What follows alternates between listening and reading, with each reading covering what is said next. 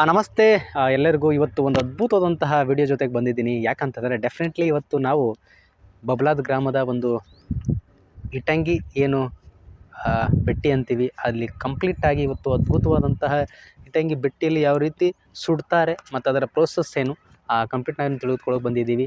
ಇಲ್ಲಿರುವಂತಹ ವ್ಯಕ್ತಿಗಳು ಯಾವ ರೀತಿ ಅದನ್ನು ಕೆಲಸವನ್ನು ಮಾಡಿ ಅದನ್ನು ಯಾವ ರೀತಿ ಇಟಂಗಿಯನ್ನು ಬಡಿತಾರೆ ಅನ್ನೋ ಒಂದು ಎಕ್ಸ್ಪೀರಿಯೆನ್ಸ್ ಇಲ್ಲಿರುವಂತಹ ವ್ಯಕ್ತಿಗಳಿಗೆ ನಾನು ಕೇಳ್ಕೊತ ಹೋಗ್ತಾ ಇದ್ದೀನಿ. ಪ್ರತಿಯೊಬ್ಬರು ಕೊನೆಯ ತನಕ ಈ ವಿಡಿಯೋನ ನೋಡಿ. ಇವತ್ತು ನಮ್ಮ ಜೊತೆ ಇದ್ದಾರೆ, ಅವ್ರ ಹೆಸರೇನು?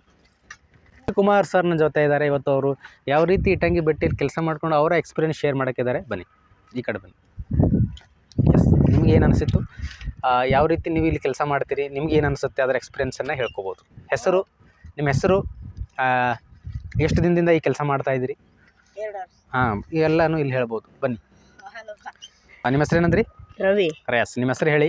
ಎಷ್ಟು ವರ್ಷದಿಂದ ಈ ಕೆಲಸ ಮಾಡ್ತಾಯಿದ್ದೀರಿ? 2 ವರ್ಷದಿಂದ. ಅದೆಲ್ಲ ಕಂಪ್ಲೀಟಾಗಿ ಏನು ಎಷ್ಟು ವರ್ಷದಿಂದ ಎಷ್ಟು ದಿನಗಳಿಂದ ಸ್ಕೂಲಿಗೆ ಹೋಗ್ತಾ ಇದ್ದೀರಾ ಇಲ್ವಾ ಅದನ್ನು ಹೇಳಿ. ಅದರಿಂದ ಮತ್ತೆ ನೀವು ಸ್ಕೂಲಿಗೆ ಹೋಗ್ತಾ ಇದ್ರೆ ಹೋಗ್ತೀನಿ ಅಂತೇಳಿ, ಇಲ್ಲಾಂದರೆ ಇಲ್ಲ ಅಂತೇಳಿ. ಮುಂದೆ ಏನು ಮಾಡ್ತಾ ಇದ್ದೀರಿ, ಏನು ಮಾಡ್ಬೇಕು ಅನ್ನೋದು ಕಂಪ್ಲೀಟಾಗಿ ತಿಳಿಸಂದ ಹೇಳಿ. ಓಕೆ, ನಿಮ್ಮ ಹೆಸರು ಹೇಳಿ. ರವಿ. ಎಸ್, ರವಿಕುಮಾರ್ ಸರ್ ಮಾತಾಡ್ತಾ ಇದ್ದಾರೆ.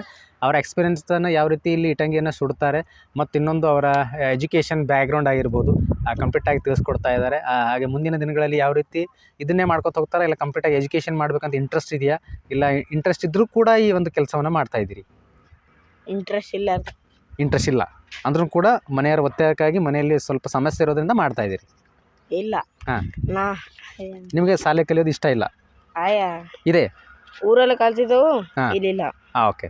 ಇಲ್ಲಿಲ್ಲ, ಇಲ್ಲಿ ಸ್ಕೂಲ್ ಇಲ್ಲ, ಅದಕ್ಕೋಸ್ಕರ ಹೋಗ್ತಾ ಇಲ್ಲ. ಎಸ್, ಐತೆ, ಅಲ್ಲಿ ಹೋಗಲ್ಲ.